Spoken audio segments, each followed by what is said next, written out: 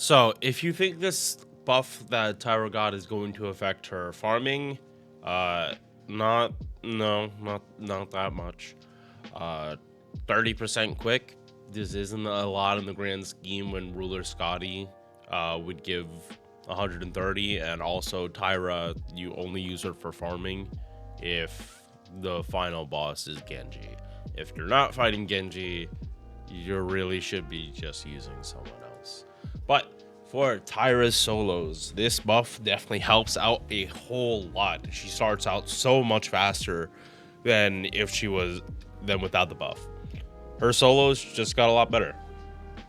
So let's get started. Base attack 12.7k, good for an Avenger. That's what you kind of expect. HP 12.1k. You actually do want this as low as possible. The easier for her guts to be proccing, especially when she's solo, the better.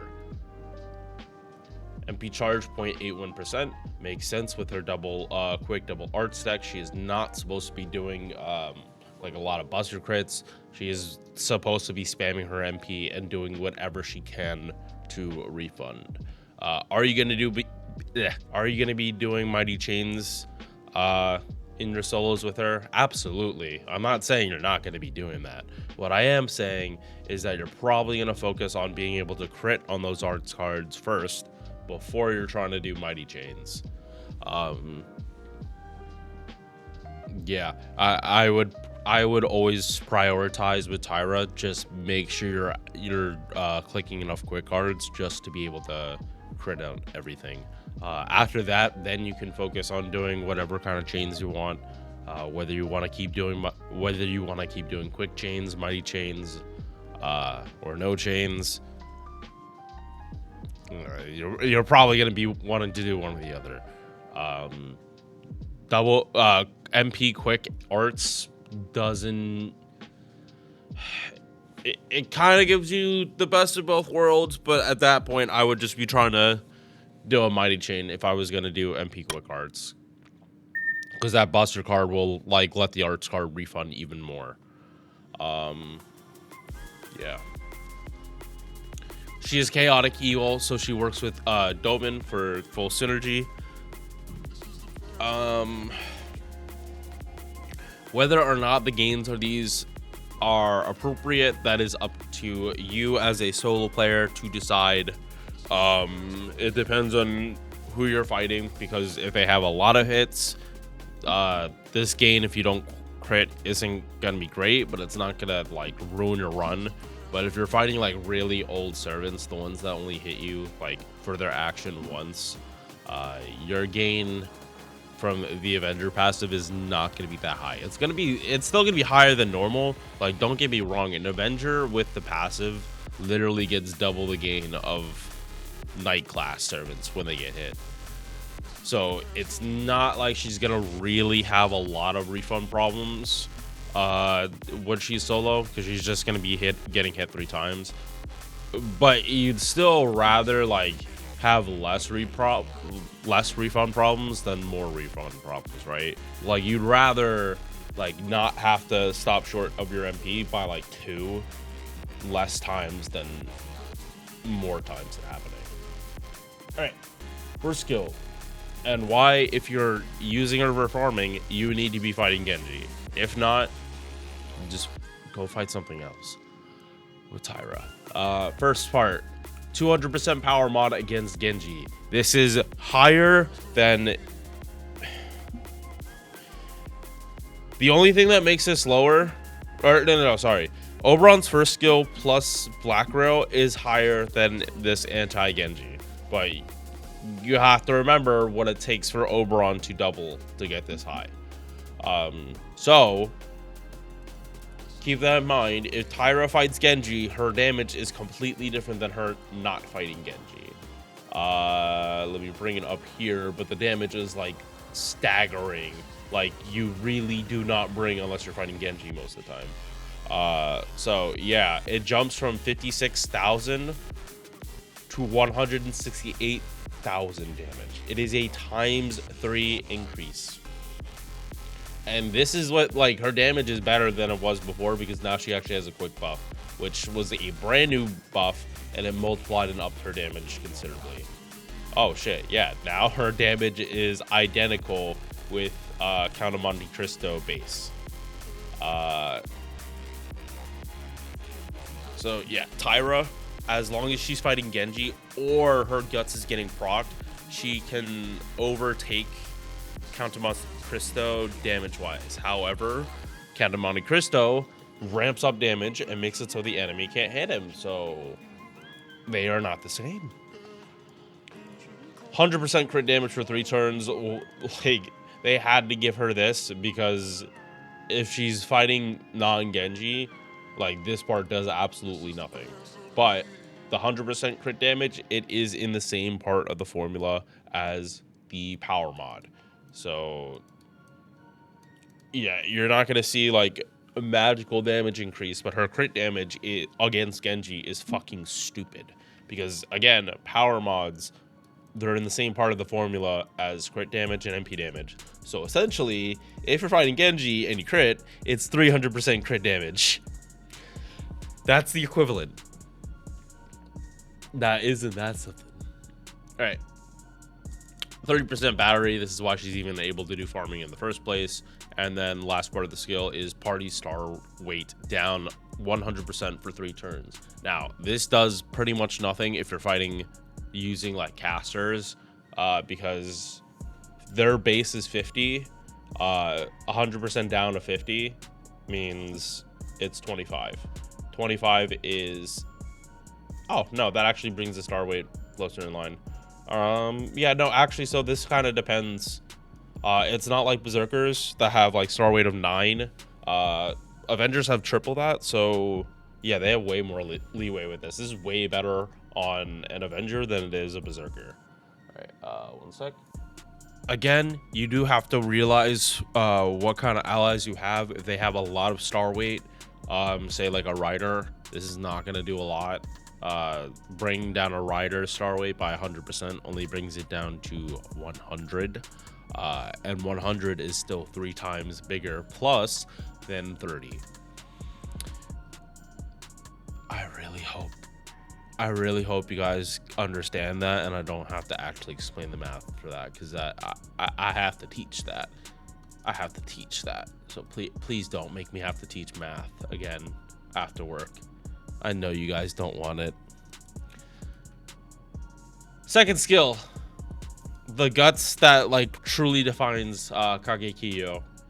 Without this, like, this character is like just anti-Genji and not the solo monster that she is. So 1 time guts, 1 time 3 turns. Sorry, I don't know why I said it like that, but a 1 time 3 turn guts revives with 3k HP, and this is stackable with other guts. So I'm just saying, you're probably going to want to make this a Grand Servant, because her bond CE gives you a guts. This one though is not stackable with other guts, so just be aware of with that. The reason you'd want Taira to be like a Grand Servant is so that you can use this and Black Rail. Just putting that out there, that's the main reasoning. You can use like another guts CE, like a probability guts, but I don't know how well that will go over. Although probability guts for Taira specifically, it doesn't matter if that's stackable with other guts, because this is already stackable with other guts. So I believe this interacts pretty well with like those kind of CEs, but I would not leave it to RNG like that. Like, you're choosing a probability guts added onto Taira's kit when you could be having 2 guts, another guts guaranteed, and 110% MP damage. Yeah, like, regardless if you're using Oberon or not, your MP literally doing more than double damage is not something you easily want to give up. But again, also, you have to remember MP damage is in the same part of the formula as crit damage and power mods. So With this, you hit 400% whether you're MPing or critting against. No, sorry, not 400%, 300% whether you're critting or MPing against Genji. So just be aware of that. But yeah, you want a lot of guts. You want Taira to be protected. You don't want her to like get hit twice back to back. And this guts is on a 4-turn cooldown. It is literally one of the best guts in the entire game. With a pen 5, this turns to 3 turns, 100% uptime. And you are also able, if you have Atlas, you could double stack this, but this guts is not stackable with itself. This part of it is like getting the Thirst for Vengeance stacks. This aspect of it is stackable, but not the guts part. So I would hesitate for you to use like Atlas to like bring this down and like literally try to double pop this back to back. Not unless you're pretty sure Kagekiyo is gonna die that turn. So yeah, like always have, if you're gonna use Atlas, have it in the back pocket in case Kagekiyo needs it. Not just because you're thinking, oh, Buster lol, let me spam my skills. No, Taira, you do not want to do that. And yeah, you want the Thirst of Vengeance because it makes the MP hit way harder for 10 turns. Yeah, it's why you don't want to like try to brute force and rush this to being better, because like at the start of the fight, why are you expecting Kagekiyo to be dying already? That's my first question. Like, why are you expecting her to die in the first 3 turns? Like, yes, are you supposed to pop this? Absolutely. Like, why would you not? If you have 100% uptime, why would you not pop this? Just in case for a solo. But yeah, like when you solo with Taira, you put on healing command codes so you can actually heal up from guts procking. You don't have it, so like it's just there, like you're planning to stay low health. No, like with Taira solo, you are trying to stay alive at the brink of death as long as possible. And if you don't have healing command codes, that gets significantly harder because you just stay at the brink even when you don't have a guts. Not the smartest idea. Third skill. This is what got buffed. Before, they didn't change anything about this skill like its previous effects. It's still 6 turn. It still has the 2 attack, 3 turn dodge. Still has a 30% attack buff. But now, oh yeah, and the baby curse. But now it also has a quick buff and a star bomb. This is important because she did not have a card buff before, meaning her refund without supports when she's solo was as low as it possibly could be, and it placed way more emphasis on you critting on your arts card than worrying about like doing quick damage. So even though this is a small buff, it's not like Taira absolutely needed an MP buff. Like again, looking at this list here, her damage is identical. Not close, identical to Dantes. They are exactly the same numbers, which that's actually blowing my mind that they have the exact same numbers. So yeah. Yeah, like just expect the same damage from them. They are pretty close damage wise, but like effect wise, absolutely not. Like you could use Dante's solo because of his stun, but that is not where he's gonna shine the best. Can he do it really well? Absolutely. As long as you keep spamming the MP, Dante's the key can't touch him. But the thing is, once the enemy gets to their MP, you have to stall until you have an invul, and if the enemy has unremovable invul pierce, you're kind of shit out of luck. You kind of just have to keep spamming that MP and hope the enemy eventually dies before they can hit you. Taira, she wants the enemy to hit her. She's not preventing it. She's just gonna embrace being on the brink of death. So yeah, moving on from there. Avenger passive, 22% MP gen 1, she's taking hits. So this goes from 5 to 6.2. 6.2 or 6.1. 6.1. Okay. Yeah, also debuff res down. Talked about that in a lot of videos. Oblivion correction, 6% crit damage, and flat 3% charge per turn. Definitely on the lower end for Avenger passives, but is what it is. You use this for farming. This makes your start for solos a lot quicker and gets the guts at 100% uptime for the first time. But as a solo unit, you really shouldn't be picking anything other than this. Every single turn, you will see a benefit from it. And as long as you're doing mighty chains and quick chains, you will see the full benefit of this card buff. Because again, this extra attack finesse is a 50% card buff to the extra attack.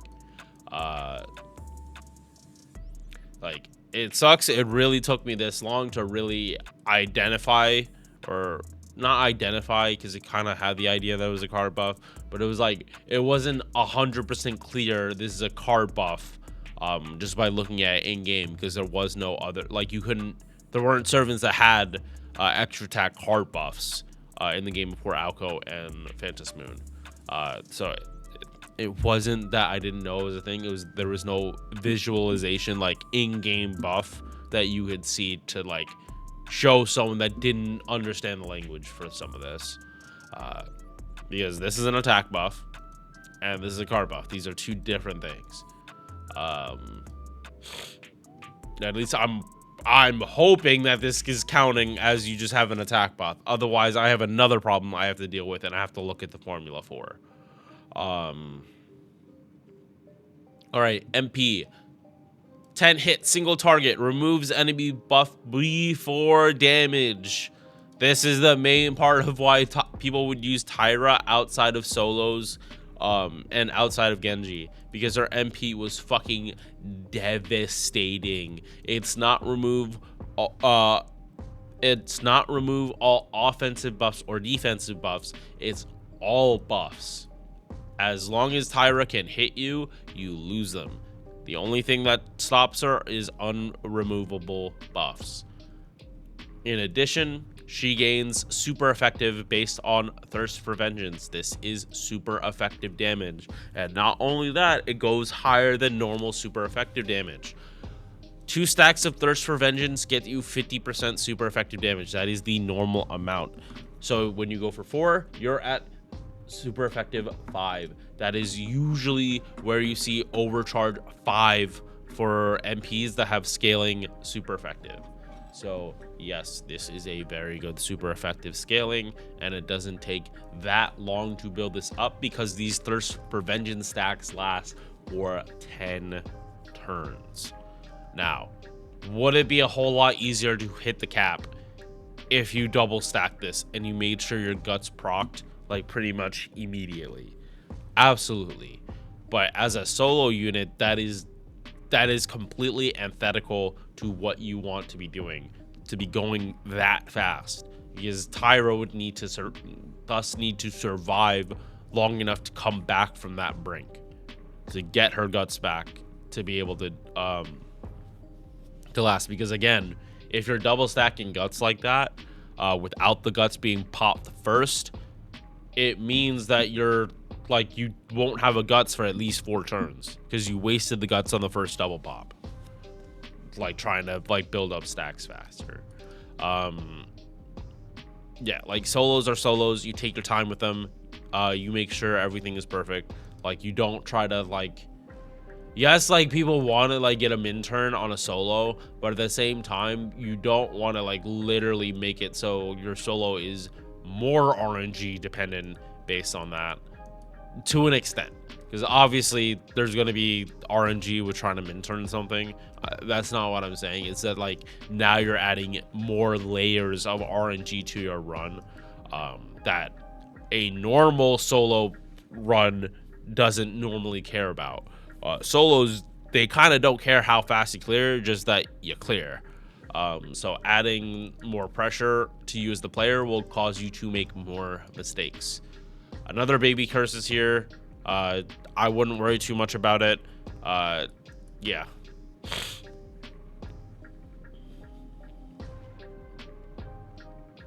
Mats to level definitely get pretty bad towards the end. You need a lot of gold mats. 1, 2, 3, 4, 5, 6, 7, 8, 9 gold mats just not even counting appends.